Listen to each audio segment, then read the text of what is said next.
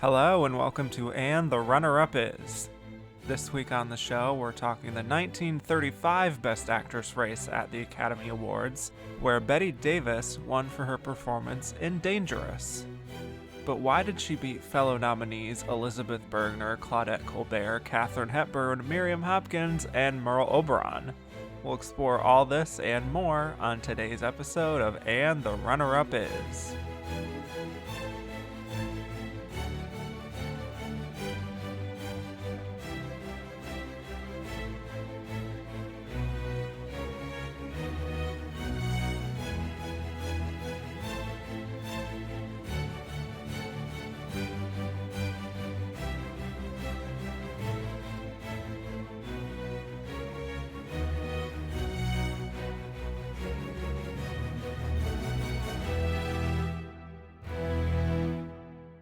Hello, and welcome back to And the Runner-Up Is. I'm your host, Kevin Jacobson, here to talk about the 8th year of Best Actress at the Oscars, which covered the films of 1935. We'll be discussing why Bette Davis won, why the losers lost, and why we think the runner-up of this Best Actress race was the runner-up. This is another year where the Academy actually revealed who it was, and we'll get to that in a little bit. But my guest today, I'm so excited to have on the show for the first time. He's a podcaster for Queer and Now, as well as It Pod to Be You. Welcome to the show, Manish Mathur. Hey, Kevin. Thanks for having me. I'm really excited to be here. I'm a big fan of your podcast, so it's a lot of excited. You. Yes, me too. Well, before we discuss this year, 1935, I'd like to hear your thoughts on Best Actress as a category, get to know about your taste. So what is your favorite Best Actress win of all time? Oh man, this is so hard. I have as many of us do, I have a list of 10 favorites of all time. But, I think the one that I really love is Cher winning for Moonstruck. I love that movie, and I think it's an incredible performance. I think it's an amazing Oscar win. I mean, I wasn't alive when this happened, so I don't know.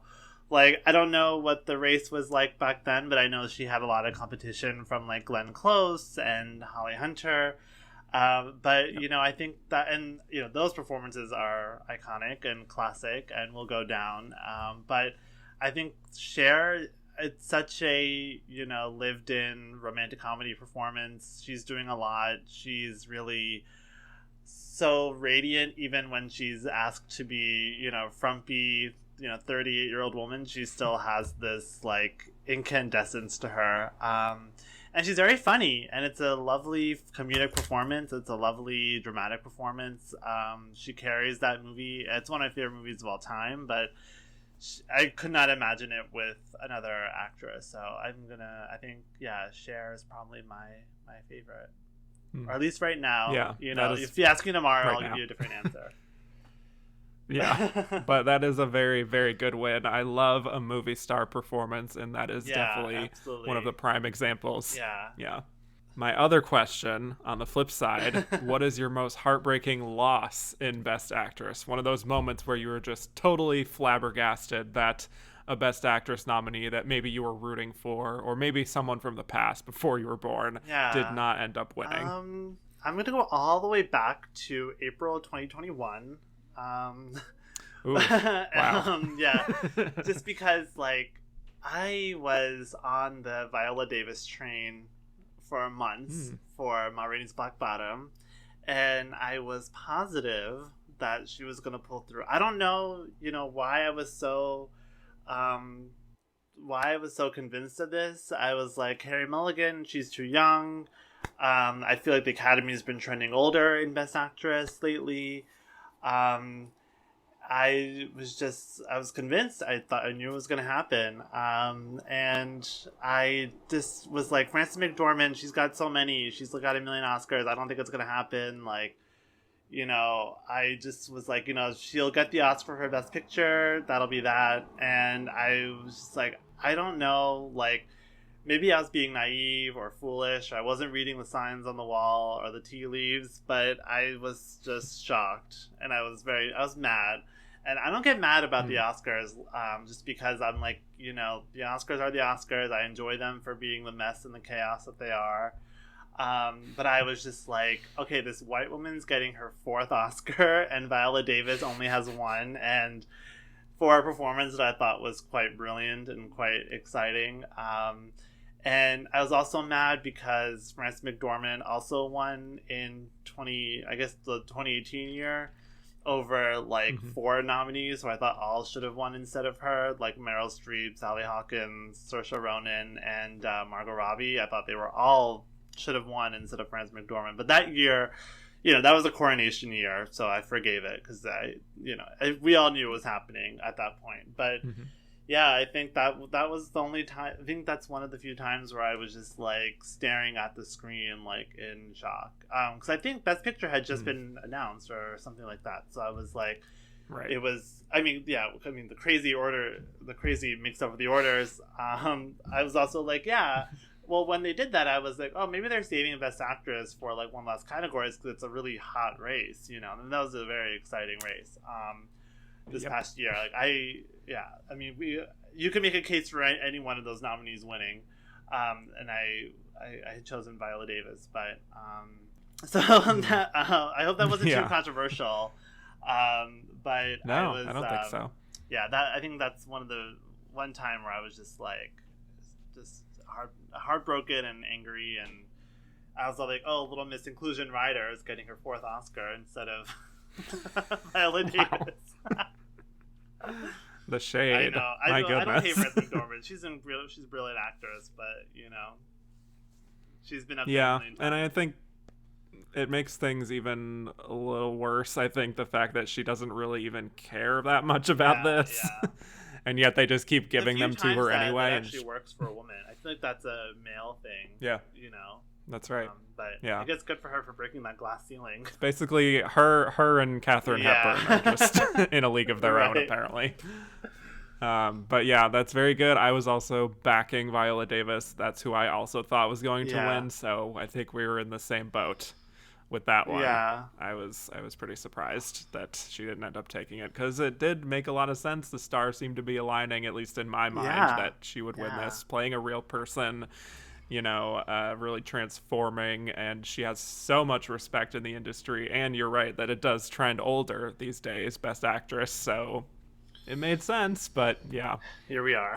They went back to old Fran. Yeah, well, we could certainly go off on a whole tangent about that. We'll save that episode for a few years down the line. But let's get to what we're here to discuss, the 8th Academy Awards. So this is the last year where the Academy did not nominate 5 performances as they usually do. Instead, they nominated 6 because apparently there was a tie vote. And also, I guess they wanted more stars to come to the party, which is why they expanded it to because the previous year was only 3. And so they wanted to get more people in the tent, basically. So the nominees were Elisabeth Bergner for Escape Me Never, Claudette Colbert for Private Worlds, Bette Davis for Dangerous, Katharine Hepburn for Alice Adams, Miriam Hopkins for Becky Sharp, and Merle Oberon for The Dark Angel, with the winner being Bette Davis for Dangerous.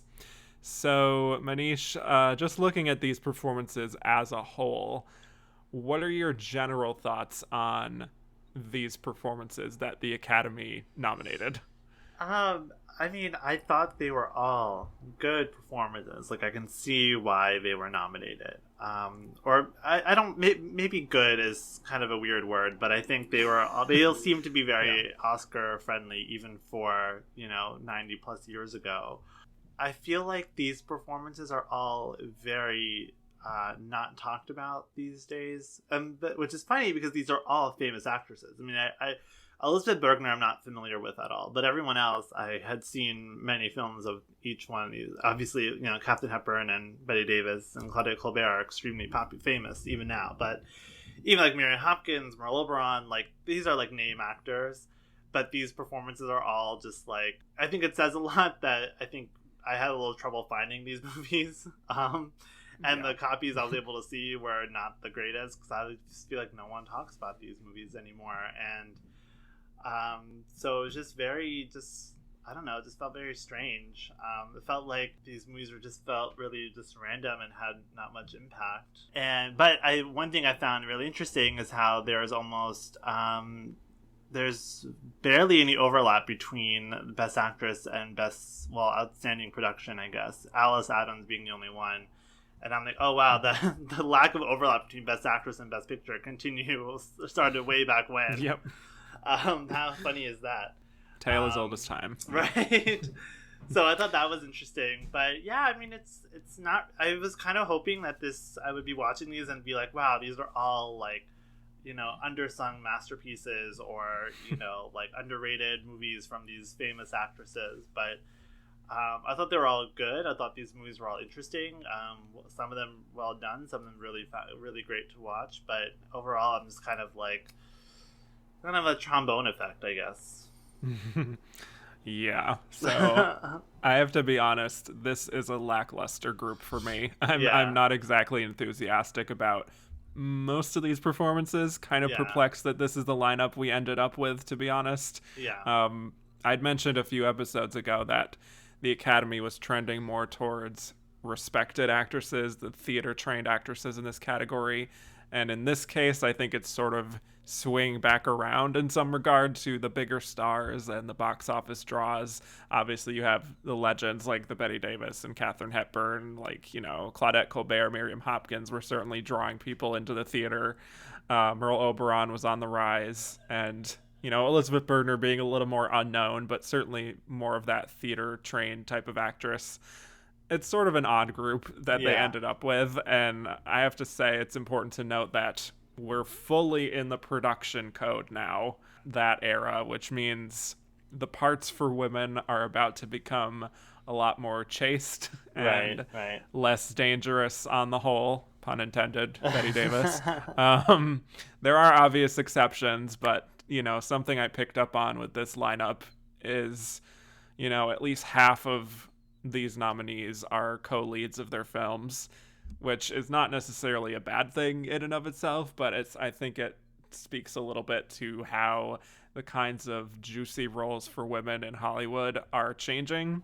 Yeah. At least what Hollywood is valuing in women in leading roles is changing a bit, and we just have a number of forced happy endings here without a whole lot of ambiguity, which is actually, having done this show up to this point, is a change. You know, a lot of the women I've been talking about before have totally dominated their films. Yeah. Very complex. And this is not necessarily that so much, with a few exceptions. So.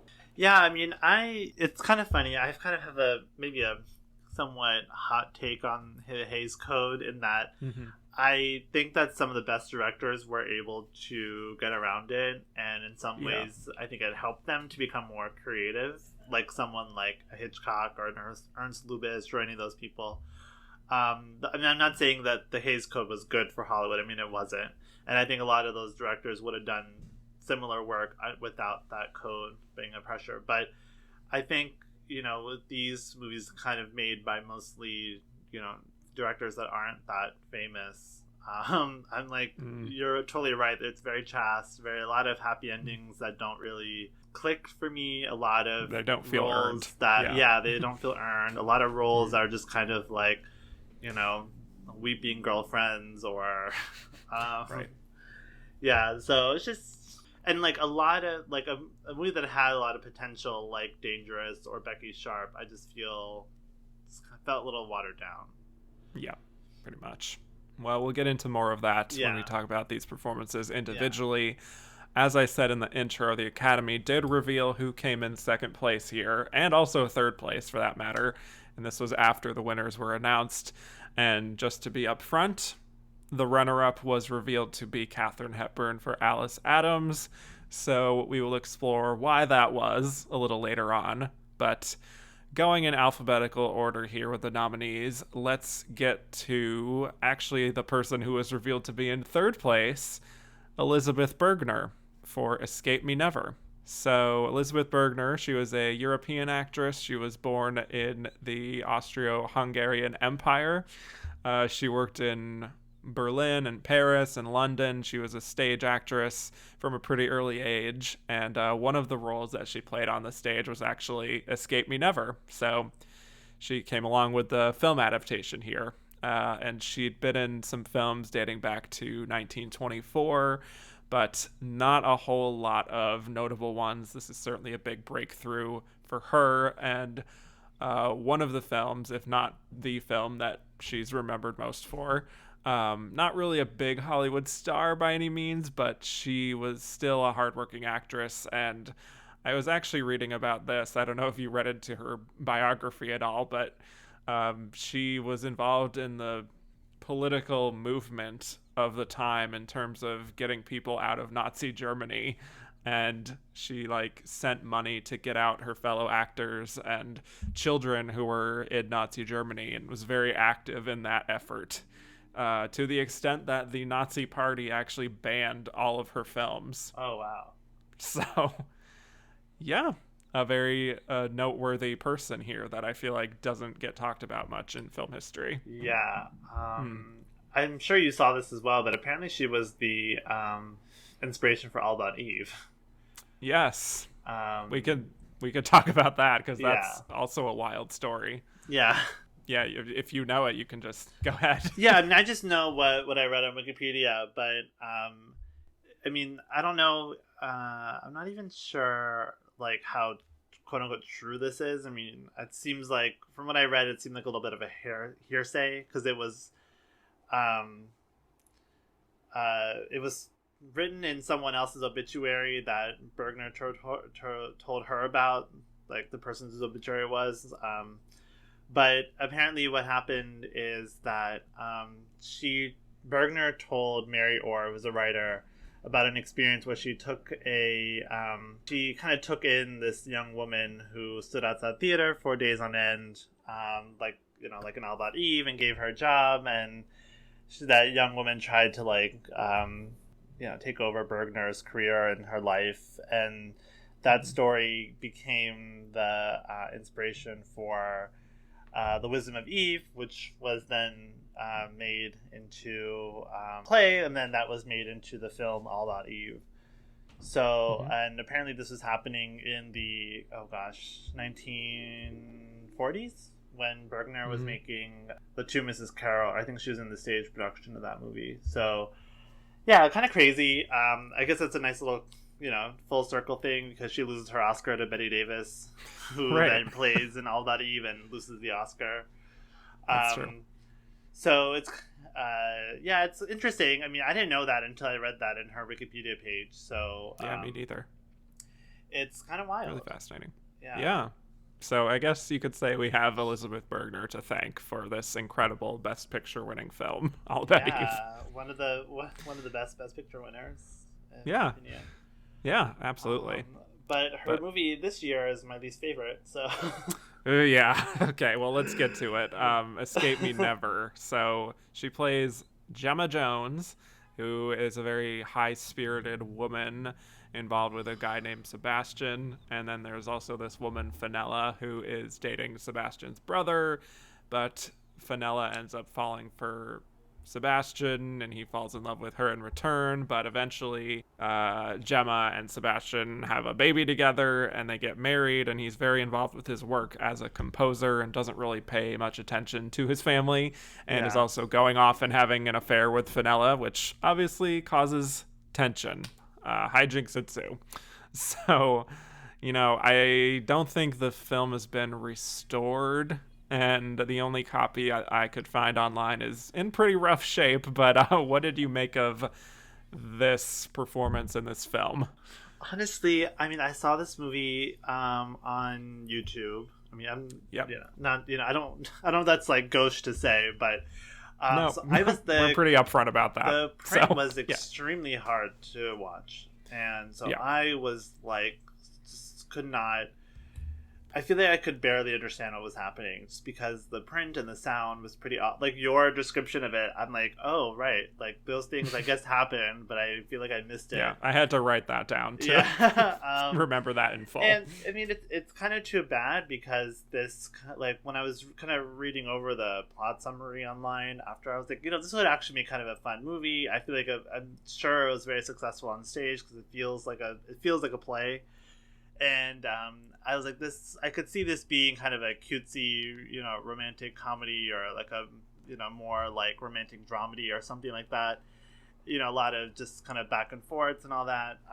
But I don't know. I just felt like it had no energy. I thought her performance was fine, but I kept getting her mixed up with the other woman. So that was a problem for me. But yeah, I did not care for it. I thought that it was nice that it was very short. I mean, it was like an hour and a half. Actually, all these movies were very short. Yeah. I didn't really.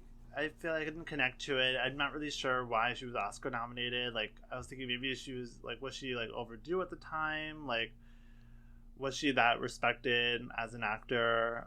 That she was like, oh, this is going to be her big kind of breakthrough. I didn't really care for this movie. I didn't understand it. Yeah, I didn't really know what to expect, obviously not knowing Elisabeth Bergner beforehand. Yeah. But for me, she actually did surprise me in a somewhat positive way, at least in the beginning. I found her to be very lively and a very active screen presence. Yeah. I do think the script really lets her down as the film goes on, because she comes out of the gate very strong in the opening scene where she's at Fenella's parents' house, and she's almost like manic, and it's a very strange setup where she's like joined in with this group of students who are on this trip to this palace that Fenella's parents own, and then it becomes like this coincidental thing where she's dating the brother of this rich couple's daughter's fiance. It's just very weird and forced. It's very weird. But yeah, I think the way she sort of fluctuates between the different modes of like explaining herself and then just acting super erratic and like running off to get food, I did find myself at least drawn in by her in the beginning and sort of fascinated by her. Yeah. She's not like as guarded, compared to others, but yeah, I mean, I tend to agree with that. I think that like the first couple scenes, like the first part, like the first video in this, of the 9 or 11 videos in this YouTube playlist, I thought that was the best part. I loved seeing her. She was a little like, she kind of had an edge to her. As you were saying, she's like lively, but I think as the story goes on, she kind of loses some of that. And I was like, this movie should have been made in like 1931. Because I would love to see the more scandalous version of it. Oh yeah. This just felt, very like, it just felt kind of lifeless as the men were introduced. Yeah. Because I also got them confused too. Oh, for sure. Yeah. Couldn't tell you the difference between them at all. Yeah. But I saw, even from looking over a few Letterboxd reviews, which there are not very many, but from the people who had logged it, a lot of them mentioned like they were expecting, based on the opening, that this would be a bit more of like a screwball comedy type of thing after the opening, and it just goes in a completely different route, just like at the midway point. I mean, I think she handles some of the more dramatic scenes pretty well, but it's just such a bizarre mishmash of tones that it's I don't know what this movie is or what it wants to be. But as far as the dramatic moments, the moments where she's like reacting to realizing that her husband is having an affair, I do think she taps into that emotion pretty well. And then probably my favorite acting scene of hers from the film is pretty shortly after that, in the scene between her and Fenella, where she confronts her about the affair. And I think that's a good example of just her ability to bounce off of another actor, and all of her little replies there felt very authentic and almost improvised, and she has like a kind of a sarcastic tone. So I like little moments of that where she kind of reminds me a little bit of like a Jean Arthur type with the sardonic kind of thing. But like, again, these moments are very few and far between, so I'm sort of picking at scraps to find like some really good points in her performance. Yeah. I mean, I agree with you. I think those moments are kind of the best ones, just because it felt like those scenes had some like life to them. They had some kind of urgency, some kind of like dramatic, meat to chew on, and I felt like the rest of it just felt so just blah. Maybe it's also maybe because I watched kind of a bad print and it kept getting cut off every 10 minutes, so maybe that's part of it. Because like sometimes I find it really kind of hard to like see a movie with like connective tissue when it's kind of broken up like that, because it's like every 10 minutes it stops, it's loading again, and you're kind of taken out of it. But yeah, I mean, I don't want to say, oh, she's a bad actress. I haven't seen anything else that she's been in. I'm sure she's fabulous, but not a movie that I would put into any kind of canon or even nominate her. Yeah, that's fair. But I am curious as to how she became third place over, more established actors. Yeah, we can talk about that probably towards the end with the lineup there. But if I'm being honest, as far as like the ending of the film, I think it is very bad. And I was really over it by this point anyway in watching it, because it's like this guy has just completely neglected their child who is sick and getting sicker, but it's like all he cares about is his work and having an affair, and then the baby ends up dying, which that was intense. Is obviously a big devastating moment. I just feel like it's sort of used as more of a catalyst, though, for like, getting her to reconnect with Sebastian again, which just feels unearned. Yeah, I mean, it was so strange because it's like he's neglecting his whole family. His baby dies, and then he just is like, sorry, and I'm like, happy ending. Like, yes, the end. Wonderful. Like, wait, I was like, there needs to be some kind of processing here. Yeah, there's none of that. But yeah, I think this is totally like Hays Code, where it's like, they had sex, they have to end up together. Very much. And he really did nothing to really earn back any of that trust. And no, I thought he was gonna die, and I was like, oh, that's interesting. That's sort of the Hays Code punishment, is that he did all this stuff and then he dies, but and this is quickly becoming my least favorite trope from doing this series so far in these melodramas, that they just end with a very interesting, complicated, and complex woman basically just accepting this horrible, toxic man back into her life, and that's supposed to be some kind of a happy ending. Yeah, right. Yeah, because like it's always kind of like, well, what's the what's the morality here? Like, am I supposed to be like, hey, thankfully she has a man to take care of her, even though he's like abusive and neglectful? Yeah. Like, has no redeeming qualities. Yeah, he's not even like a good. I guess technically his show was a success, but that could just be marketing, not his talent. Right. So, unfortunately, this is far from a film that I would recommend. I do think she's probably better than the film she's in. Yeah. So absolutely. I think a lot of my criticism on her part is more due to the film she's in rather than her. Yeah. Which 100%. Is unfortunate. Yeah. But one thing that I'm doing with this series is trying to look at any reviews and quotes from the time period to see what they were saying at the time about performances. And this one from the New York Times was very effusive in its praise of her, and it says, "The difficulty is that you cannot regard her without excitement, and in Escape Me Never, the intoxication begins all over again. You would swear that the lady is made of sunlight, air, and shadow." So, well, I can imagine this the New guy York was Times very saying into her. That now about anyone. Yeah. Yeah, I mean, I would love to kind of go back in time and like watch these movies like when they come out and see In like context. is Yeah. it just like they just didn't know better? I mean, that sounds so condescending, but like what really captured the imagination about this movie? I would love to know. Yeah. I don't know. I think maybe in terms of her, I think it was just a discovery moment. Like, oh, who is this newer Yeah, actress we aren't yeah, that familiar with, giving right. a spirited performance. Yeah, yeah. Yeah. But that's pretty much all I got on Elisabeth Bergner, unless you had anything else. No. We have a number of performances to get to, so no Yeah. use dwelling on it. All right. Let's go to Claudette Colbert for Private Worlds.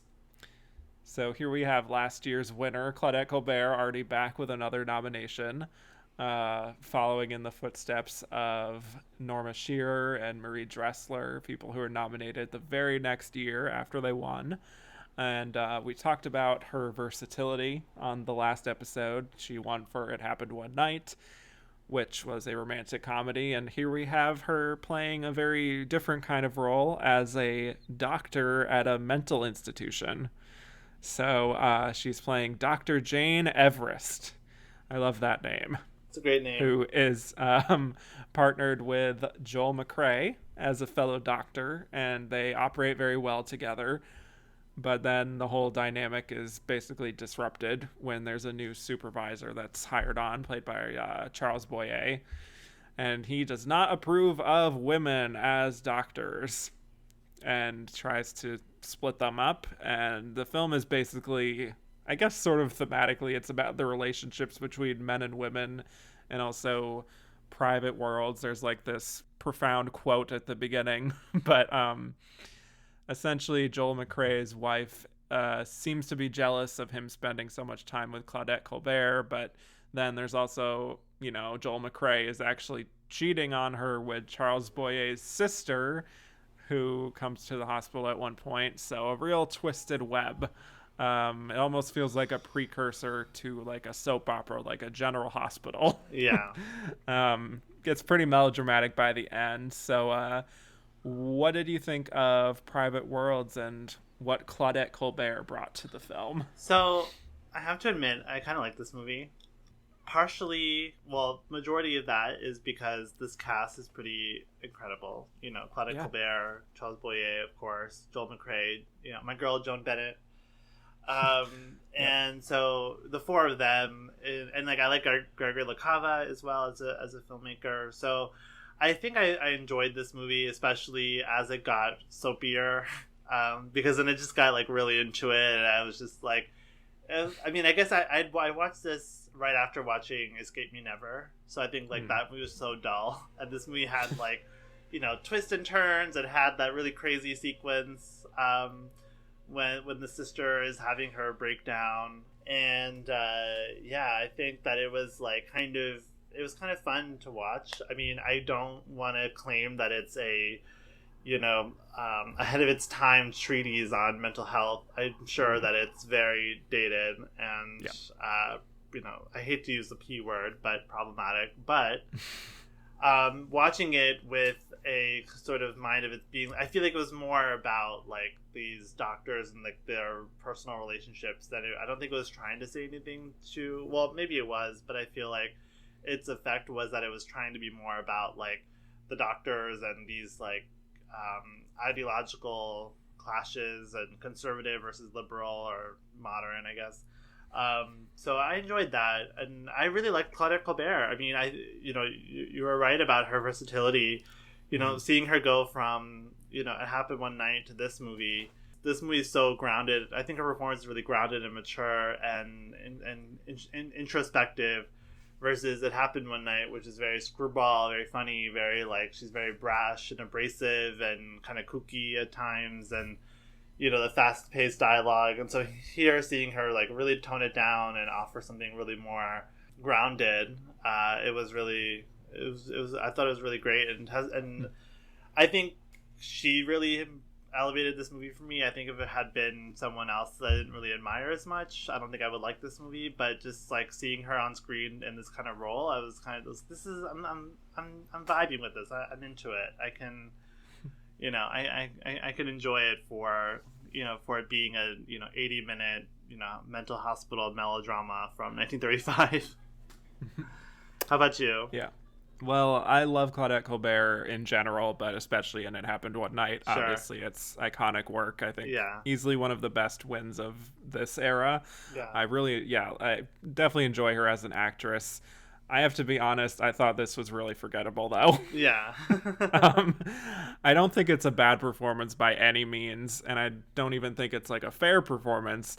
It just feels to me kind of like a textbook case of an Afterglow nomination. Yeah, 100%. I mean, I like the fact that the Academy nominated a performance of, a competent, well-adjusted woman who is pretty grounded for the most part, like you said, and a professional woman. I think the film is also coming out at a time when there were very few films about treating the mentally ill, before things like The Snake Pit or One Flew Over the Cuckoo's Nest, obviously, and it's tackling that in I think a pretty serious manner rather than being too, mocking or villainized, which should be like the baseline in an ideal world, right. But unfortunately it's not. But I mean, I guess the mentally ill patients don't really factor into the plot very much. Like you said, it's more about the doctors and their relationships, but it's still something I imagine was refreshing at this point in time.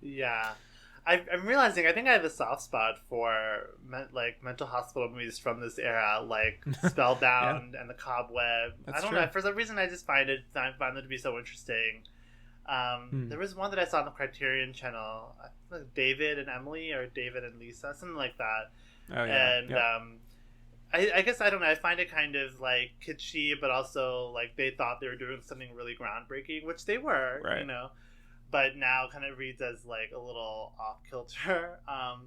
So maybe that's why I appreciate this movie. I don't think I would have watched it if I didn't. I mean, I hadn't even heard of it. I don't think that I'm gonna like champion this to be added to a Criterion Collection or anything like that. But for the time I spent watching it, I enjoyed it. But I do agree that it's pretty, minor, and for her especially, and definitely for Gregory LaCava, it's not either their best work or close to it. But it was enjoyable. Yeah, I mean, the whole idea behind the film, I think, is that looking at the quote at the beginning, which I found, it said, "We all create private worlds of make-believe into which we retreat from life's cruelties. The only hope of escape is a true understanding of life's problems and courage to face them bravely." I mean, it's true. Facts are facts. Yeah. Where's the lie? The lie?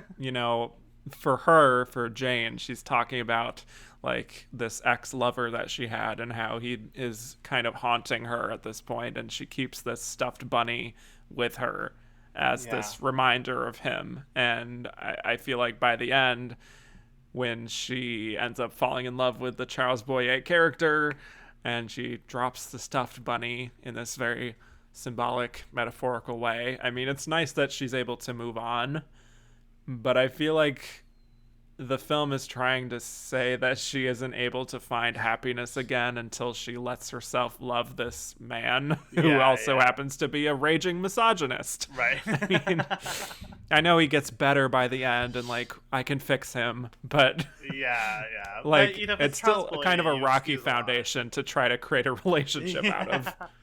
If it's Charles Boyer, though, you excuse a lot. That's fair. He's one of my favorites from the era as well. Yeah. So it was fun to see them play off each other.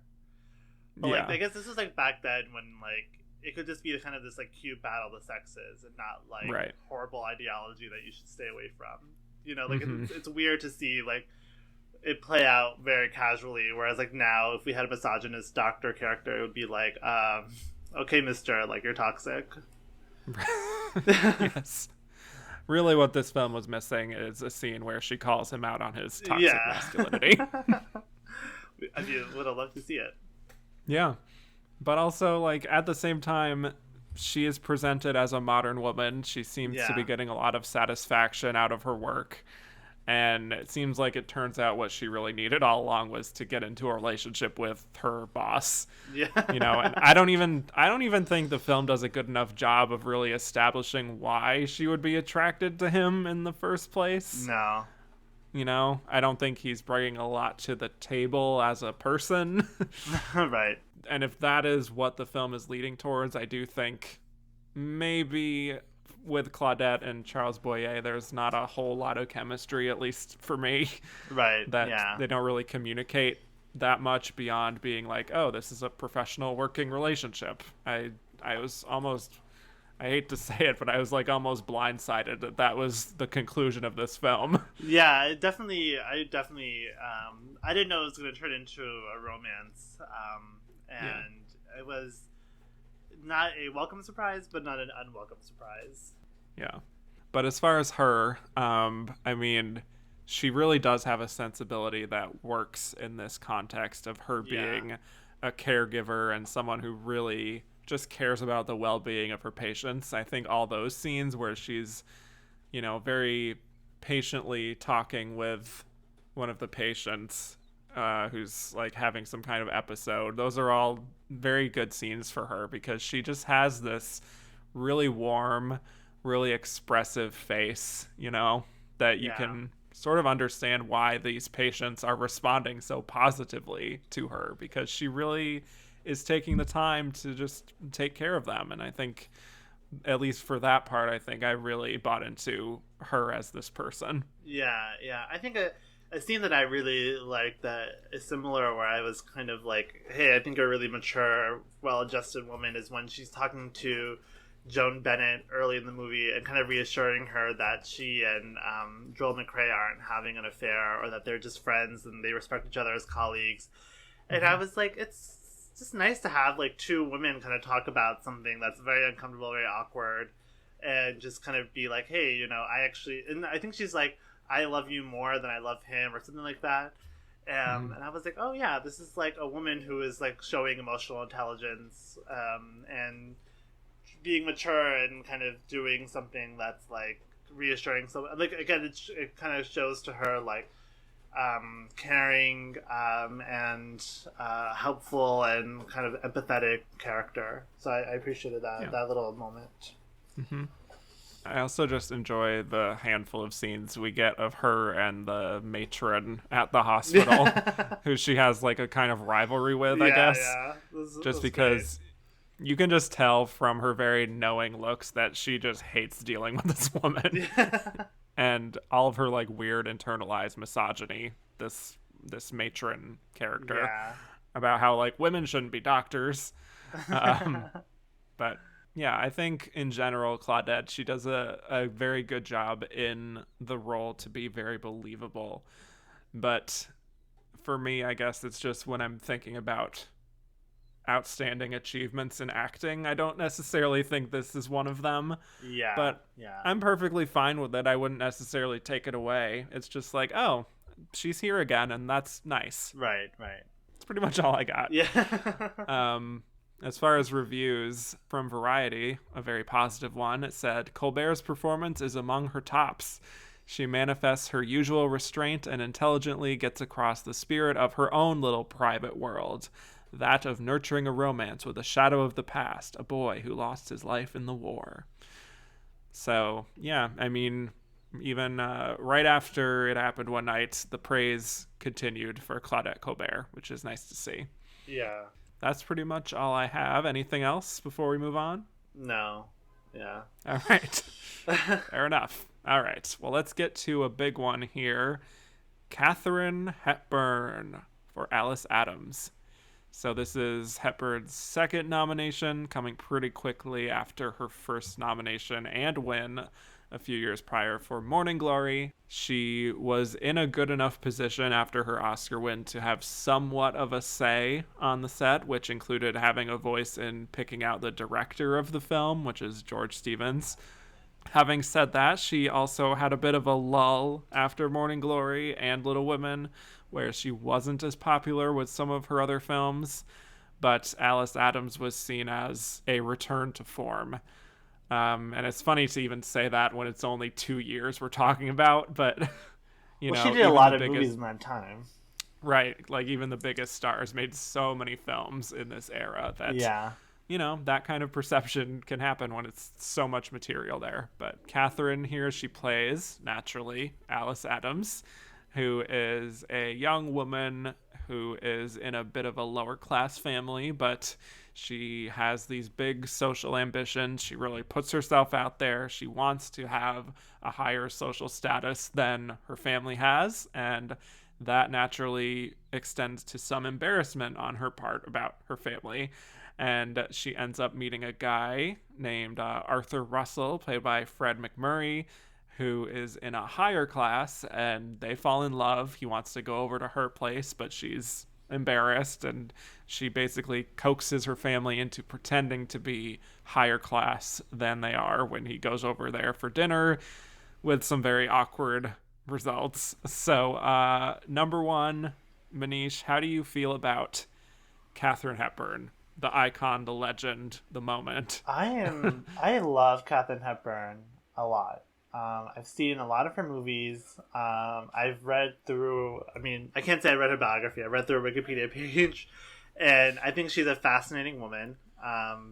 And I love watching her movies from the 1930s, especially, just because I find them to be interesting as conversation pieces or as counterparts to her public image at the time.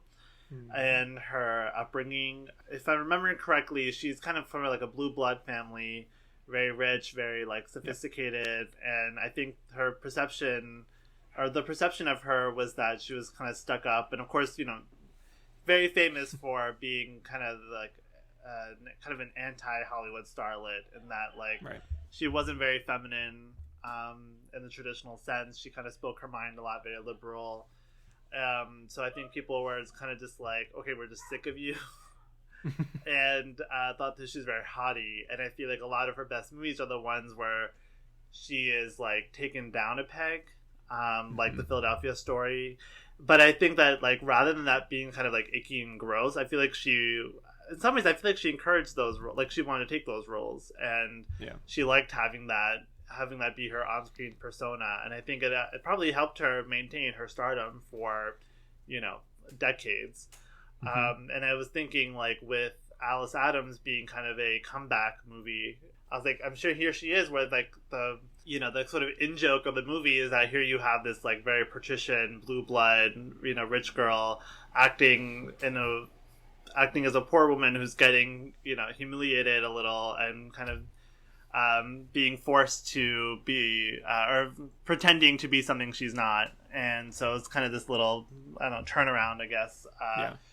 So, but yeah, I mean, I really like Katharine Hepburn. I mean, of course, Bringing Up Baby, a huge fan of that movie. Philadelphia Story, of course. Holiday. I mean, even some of her work in the 1940s, and I love Long Golden Pond, and you know, like even when she's in the 1970s. So I was really glad to have seen this movie because I had never seen it before. I had heard of it, and I was glad that she was number two. I can totally see that happening. Yeah, I love this performance from her, especially because she does get to show her more vulnerable side, you know, and she's stretching herself and her persona, as you were talking about, where she is basically playing someone who wants to be like Katharine Hepburn, right?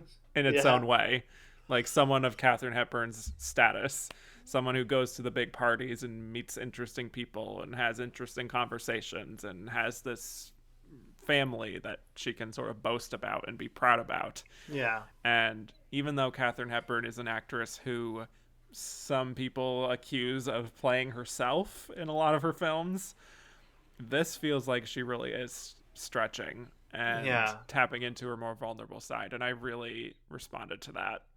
Yeah, this was my favorite movie that we watched for this episode. Yeah, Same. I mean, it's the best one, and I think you're right, seeing her more vulnerable side, like seeing her like softer side, seeing her as someone who just doesn't get what she wants. Because my impression of Katharine Hepburn as a woman, as a person, is that, you know, she wants it, she gets it, and even her setbacks are just setbacks, and she will prevail. She will triumph. You know, I don't know her. Obviously, I don't know her personally. I don't know that's what she was really like. I'm sure she had her moments of, you know, intense sadness or intense kind of longing for things, but I really just admired her as someone who's kind of a take charge kind of person. And to see her in this movie where she's so soft and so just has so much like sadness and longing and wanting to fit in and wanting to be a part of something that she just can't grasp,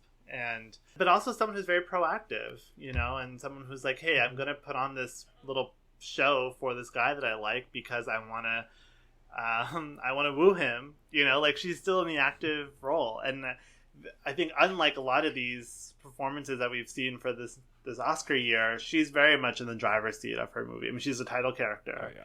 I mean, I know we have one other title character, but actually, I guess technically we have two. But it's like I mean, this is a true, you know, women's vehicle type movie, and it was all the better for it. George Stevens, huge fan of his. I mean, I think he's great. Like, and he's directed so many great movies as well. So again, like this is like one movie that's like made by like a named director from this year, and it shows. Like this movie just moves along. I mean, I think it's the second longest, but it felt so short. I was like, I want to see a little sitcom with this cute family. That was like kind of annoying at times, kind of very charming though. I love the parents.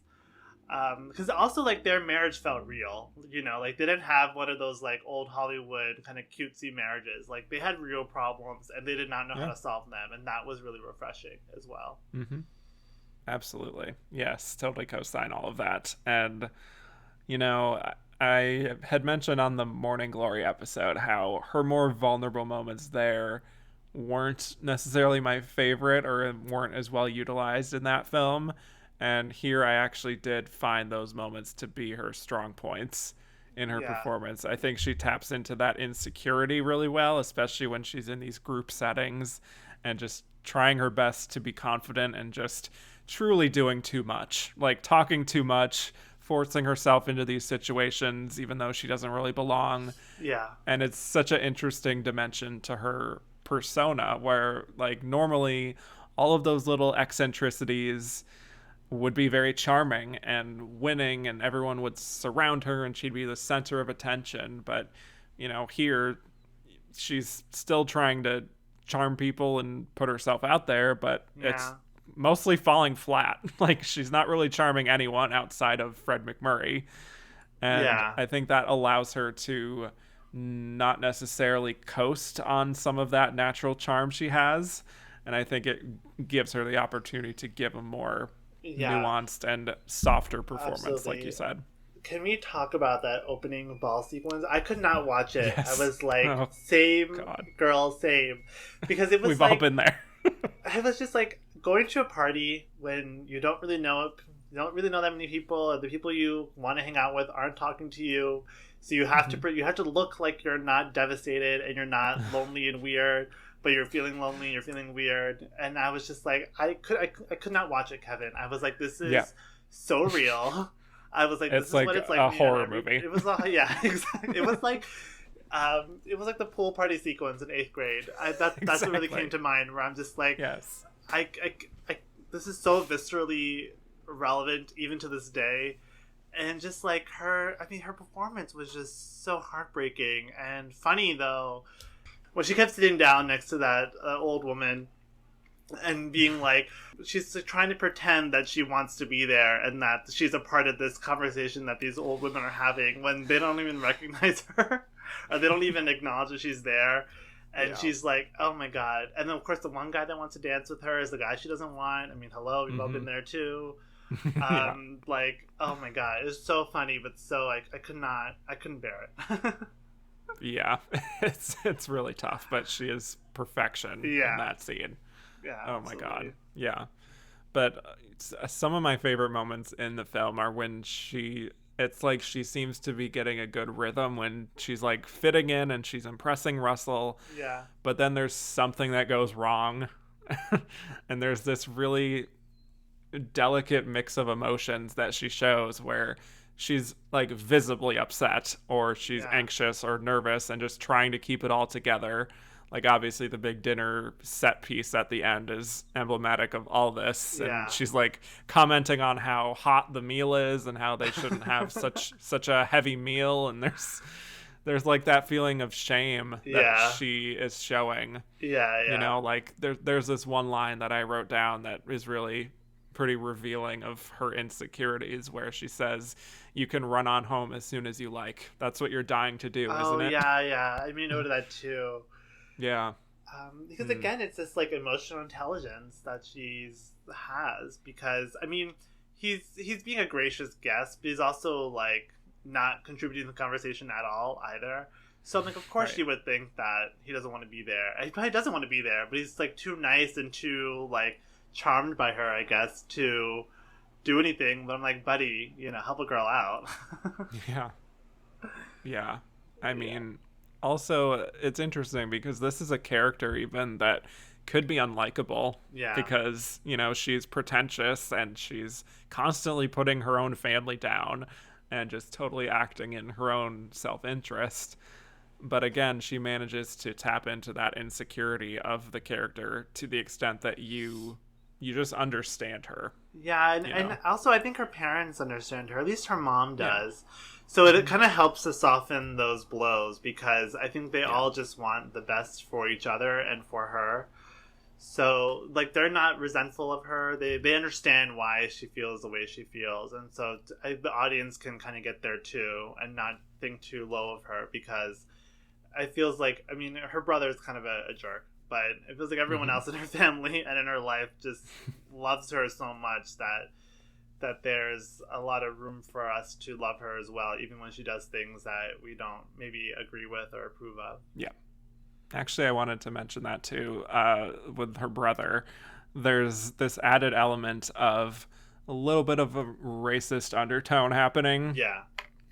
where her brother is associating with some musicians who are black, and we see like the embarrassment on her face whenever her brother's associating with them. And that's another moment where, like, yes, that kind of behavior is racist, but I think you believe through her performance and through this story that most of the embarrassment that she feels in that moment, for example, is because of society and what it means for, like, a white man to associate with a black man at that time and in certain circles. Yeah. And Yeah. if I were to assume, I would say that most of her feelings and her beliefs are the way they are because she just wants to fit in. Yeah. And obviously that has its own problems that we could talk about in terms of that kind of person. But Yeah. from our modern lens, I think that those more outdated aspects that you can look back on and be like, oh, that's a racist moment. I think if you look at it within the context of this character, it actually sort of makes sense. Yeah, yeah. I mean, I'm not really interested in sort of picking apart sort of that plot element, Right. because No, I know. I totally agree with you in that. I think it's part of the character. It's within the context of the film and the context of the character, I could see that she would be afraid of kind of rocking the boat in any sense. Yeah. And that her social status is so precarious that I think anything could, topple it. And as you said, that's something to question as well. Is that like why does she want to be associated with racist people? But Yeah. I mean, I think if you're low class, you want to be involved with high society. I think that's pretty understandable and pretty forgivable. Just because I think she just wants to be happy. Speaking of happy, the ending was changed from the original novel, where she doesn't end up with Russell in the end in the book. And all of her grand social ambitions are sort of kicked back down to reality, I guess, which I do think is maybe the more realistic ending based on how that awkward dinner scene happens. But Yeah. I know that she actually wanted that to be the ending, but the studio thought that it would be box office poison to end the film in such a way for the lead heroine. But I think the ending still works generally speaking, because I really like the two of them together. Yeah. But I Yeah, can see it's why more she would earned fight to than have something more Escape. realistic. Yeah, it's more earned than Escape Me Never. So Yeah. I mean that's a low bar, but I felt it more. And I mean, I guess that ending would have been more realistic, but I'm not sure if it had been a better ending. I felt like I would have. No. It might have felt like punishing this woman for daring to kind of extend beyond, her status, Right. and her position. So, I mean, I trust George Stevens to make it less a punishment and more just somewhat realistic. But I guess I read this movie as like a romantic comedy of some sort, so I feel like that ending might have been a little. Maybe if it hadn't been so like charming and fun, then if they had made it like a whole different tone for the movie, it might have worked. But I don't know. I mean, I don't know. I like a happy ending, even when it's a little manipulative from behind the scenes. Yeah, I think this one works at least of all of these films. Sure. Yeah. Absolutely. Yeah. But the New York Times really praised her. They said it will rank among her finest work on the screen. And they talked about her special achievement is her ability to clarify the duality of Alice's character, the contrast between the absurdly pretentious demeanor, which she adopts for public consumption, and her natural mood of lonely frustration. Yeah, that's pretty accurate. Yeah. Anything else on Katharine Hepburn? No, I just love watching her on screen, and I agree with that review. I think it's one of her best performances, or could rank among them. So I'm all about it. She's infinitely watchable. Absolutely. Yeah. Well, let's move on to Miriam Hopkins for Becky Sharp. Another fun film title to say for me. Becky Sharp. So she was a very popular actress of this era. She'd been in some plays before going on to Hollywood, including Jezebel. She was in the play Jezebel, which was later adapted into a film with Bette Davis, who won the Oscar for that. And it's actually wild to look at the roles that she could have done. Yeah. Like Claudette Colbert in It Happened One Night, like Vivien Leigh in Gone with the Wind. All of these actresses that have won Oscars for these performances. But for Miriam, this was her one and only time. And this film, Becky Sharp, I think in part the reason this was it for her is because she wasn't as respected as some of her peers, and she kind of had like a fun sort of flirty sensibility sometimes that worked well in a lot of roles, but the Academy can be snobby about things like that. But I think this is in her wheelhouse, and is a little more dramatic and about more important themes, which does appeal to the Academy. So there you go. But she's playing a woman named, you guessed it, Becky Sharp, who is from a rough background, and we first see her at some sort of boarding school, and she has these grand ambitions to be a socialite and be in the in crowd, much like Alice Adams. And we basically see her go from man to man and have all kinds of affairs, including with her best friend's brother and just other important people, but she's very blunt and kind of uncouth in the way she interacts with people that she becomes a bit of a pariah. And then she has to sort of resort to working at a bar room. Then she does get a bit of a happy ending, too, where she reunites with that best friend's brother. This is also the first film to be filmed in 3-strip Technicolor. And it's the first color film that we're talking about in this Best Actress series, so here you are witnessing history. Wow. This is the moment. Yes. What do you think of Becky Sharp and Miriam's performance here? Yeah, so I'll start with Miriam Hopkins, just in general, if that's okay. I really like her as an actress. She's in some movies I really love, notably Trouble in Paradise, Old Acquaintance, The Old Maid, and The Heiress, of course.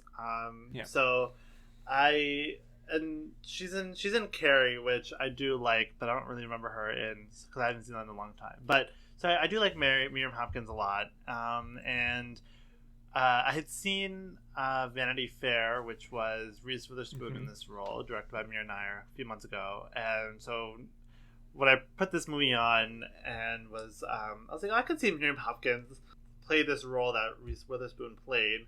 I think they have similar-ish sensibilities. At least they're pretty good with like comedy and very nimble and all that. So I liked her performance. I thought this movie was almost too short for its own good because it just felt like da da da da da da da. Like it felt very like just a lot of plot and a lot of business. A lot of plot, yeah. And because this movie is like, I mean, Vanity Fair, I think is like almost 2.5 hours long, and this movie is like an hour shorter than that. Yep. And even in Vanity Fair, it felt like a lot of plot and a lot of business, a lot of moving around, people going to this place and that place, and affairs and all that. But people talking in rooms. Yeah, right. Yes. So I feel like this movie just I couldn't grab me just because it was a lot of stuff happening. I think the Technicolor was a little garish. That could have just been the copy I saw. But I felt like Miriam Hopkins, I think she just like she's in I think every scene almost, and I think that she really sank her teeth into this role. Like she tried really hard to like do it justice, and I can appreciate that. Like it's a really committed performance from her. There are a couple of scenes that I think she did really well in, but I can't say that I liked the movie as a whole. I have really enjoyed Miriam Hopkins in the films that I've seen of her, like Trouble in Paradise, like Dr. Jekyll and Mr. Hyde. Yeah.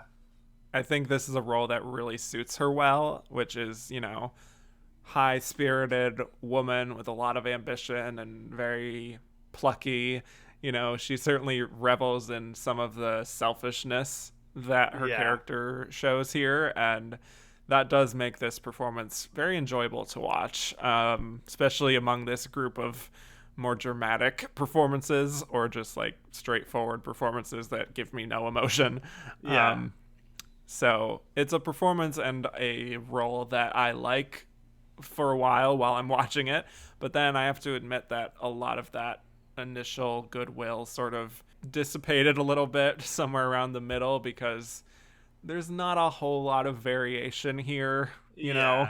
Yeah. Even though this film is only 80 or so minutes long, I think she just operates in this one mode for so much of it and doesn't really give us much outside of that pluckiness that I actually did end up being a little disappointed by the end of it. Yeah.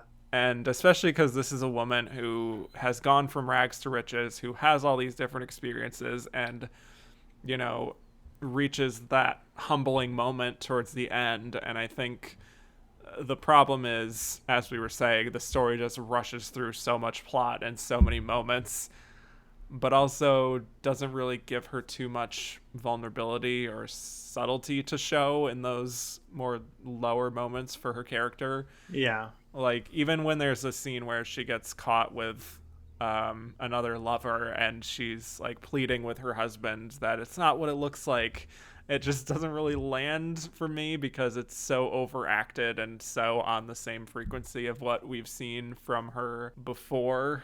So, I don't know. It's a kind of performance that, I was really into for the first half, and then I'm like, oh, there's not much developed from that one frequency. Yeah, exactly. I totally agree with you. And I felt like the movie didn't really have much oomph or style to it, even if it was the sort of breakthrough Technicolor movie.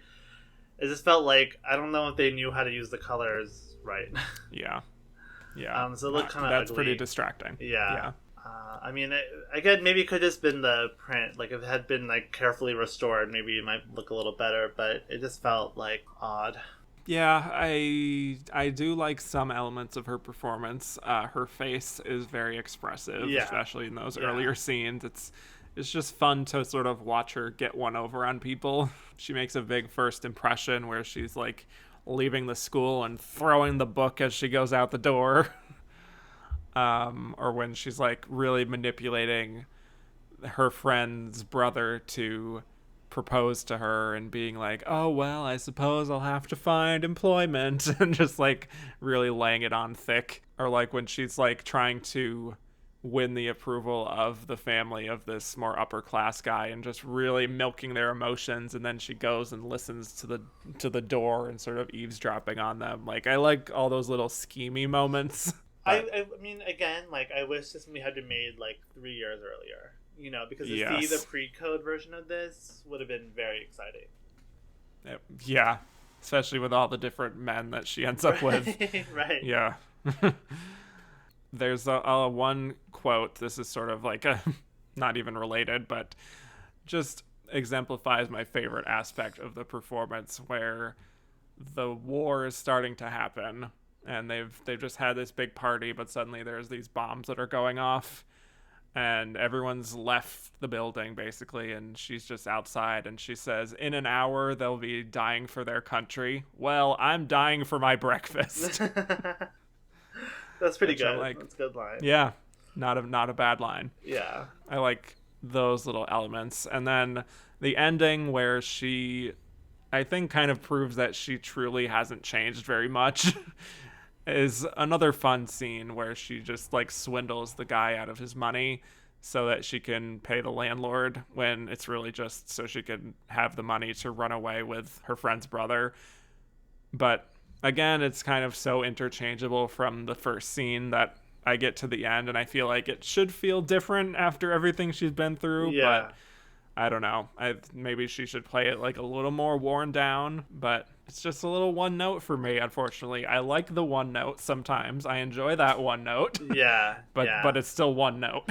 Well, you gotta imagine what this movie could have been made. Well, it could have been like with like a George Cukor or a Victor Fleming or one of those. I mean, I know he wasn't really working at this time, like a Vincent Minnelli type, like someone who had a little bit more like flavor, a little bit more color to style. him, because then it would it would have enlivened some of like these moments that we really liked. And I think like Miriam Hopkins under a more like screwball kind of like gay director would have been kind of, I mean, I don't know if Victor Fleming was gay or not, but someone like that who had that kind of sensibility, I think would have been much more enlivened rather than the fellow who made this. Yeah. Sometimes it just feels a little at odds with the material. Yeah, right, exactly. So, this quote from Variety is interesting. They said, Miriam Hopkins at times fairly shrieks her way through the footage.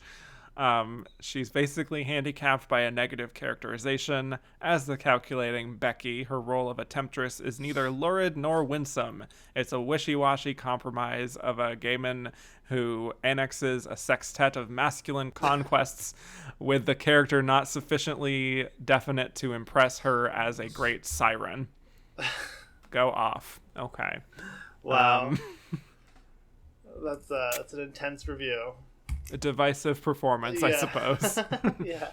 It's one of these things where it makes sense that like this is the one that culminated things for her as someone who was a very popular actress and doing the thing that she's very well known for, and you know, people love her for, because it also has a bit of an air of respectability, having been based on Vanity Fair, you know. Yeah. That's pretty much all I have on Miriam. Did you have anything else? No, I mean, it's a little, I guess, sad that she wasn't recognized after this. Yeah.